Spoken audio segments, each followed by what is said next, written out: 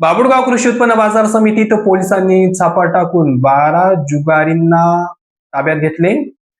बाभुळगाव येथील कृषी उत्पन्न बाजार समितीच्या परिसरात सुरू असलेल्या जुगार अड्ड्यावर पोलिसांनी धाडसी कारवाई केली. बुधवारी संध्याकाळी करण्यात आलेल्या या कारवाईत एकूण 12 आरोपींना रंगेहात पकडण्यात आले असून त्यांच्याकडून 1,12,800 रुपयाचा मुद्देमाल जप्त करण्यात आलेला आहे.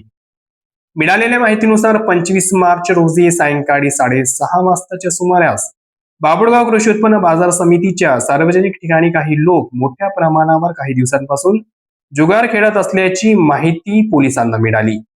या माहितीच्या आधारे उपविभागीय पोलीस अधिकारी कार्यालयाचे ASI अन्सार मिर्झा कदीर बेग आणि बाभुळगाव पोलीस स्टेशनच्या पथकाने सापळा रचून धाड टाकली. या कारवाईत एकूण 12 आरोपींना अटक करण्यात आलेली आहे.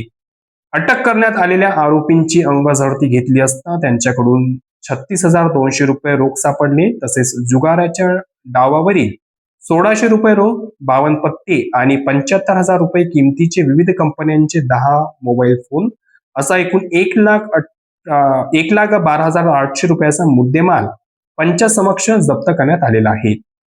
या प्रकरणी बाभुळगाव पोलीस स्टेशन मध्ये कलम 12 अ नुसार गुन्हा क्रमांक 168/2024 दाखल करण्यात आला आहे. पोलीस निरीक्षक यांच्या मार्गदर्शनाखाली पोलीस जमादार विजय लोखंडे या प्रकरणाचा पुढील तपास करीत आहेत. या कारवाईमुळे तालुक्यातील अवैध धंदे करणाऱ्यांमध्ये मोठी खळबळ उडालेली आहे. ही माहिती यवतमाळ येथून RN न्यूजचे प्रतिनिधी शाकीर अहमद यांनी